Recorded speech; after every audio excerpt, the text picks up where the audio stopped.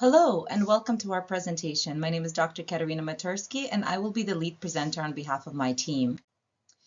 In terms of the background, with the rise of artificial intelligence, particularly with the introduction of ChatGPT in 2022, we started to experience a lot of concern in relation to academic integrity in academia, as well as limits placed on critical thought development among nursing students who use ChatGPT to complete their assignments, and the lack of ability to gather that critical thinking skills that are integral to safe patient care delivery. So this evolving concern helped us delve into the literature to examine whether any study has looked at an evaluator's ability to distinguish the difference between student-written and ChatGPT-written assignments. Thus, our study answered the following question: can educators distinguish between AI-generated and student-crafted assignments while evaluating student work in an undergraduate nursing theory course? Between February and March of 2023, 4 students were handpicked from an undergraduate nursing theory course that represented a wide variety of intersectionalities and grade standings. Students were asked to submit 2 versions of the same assignment, the scholarly letter to the editor assignment, one written by themselves and one using the same prompts written by ChatGPT. The evaluator was presented with both versions that were blind to the evaluator, and a self-reflection occurred on the experience. Research Ethics Board approval was received using a short form review. In terms of our findings, we'll start with writing style. AI-generated text was typically written better in terms of grammar and did not align with where students are at in terms of their grammar as a second-year nursing student. References used to support the points made were generally older than the 10-year requirement, used a lot of great literature, was extensively relied on websites and organizations, and did not provide conceptual definitions of what they were talking about.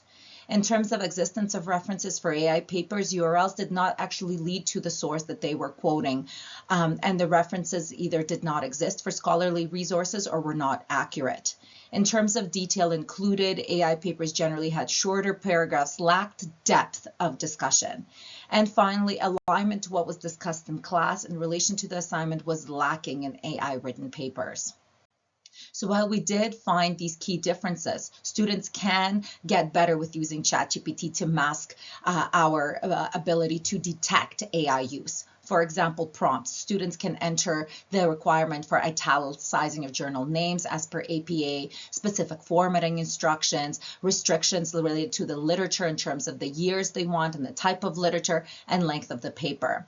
Distinction facilitators in relation to the grammatical style that AI use, student detailing class content for AI to include in that paper is possible. In terms of non-existence of references, these are termed hallucinations.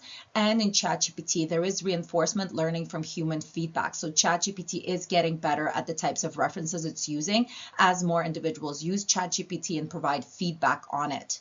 And finally, for educators, we need to start thinking about allocation of grades, how we are tailoring our assignments specific to the class in order to diminish the ability of ChatGPT to be used by students. Perhaps asking students to complete reflections and assignments in class during class time in real time versus giving them that time to do it at home and using AI. Through that, we can then ensure greater critical thinking and knowledge skill development. So what? We've conducted the study, but what does this mean for education? Educators can tailor assignments so they can focus on content discussed in class, limiting any potential input from AI. For nursing practice, strategies identified through this study can be used to teach students on the consequences of academic integrity and how it is integral for them to develop the knowledge and skills that remain central to nursing practice. ChatGPT can also be used, however, to support nursing practice through the creation of nursing care plans and guiding students through that. And future research is needed to evaluate how this AI-driven learning tool can be utilized by nursing students to support their learning while maintaining academic integrity.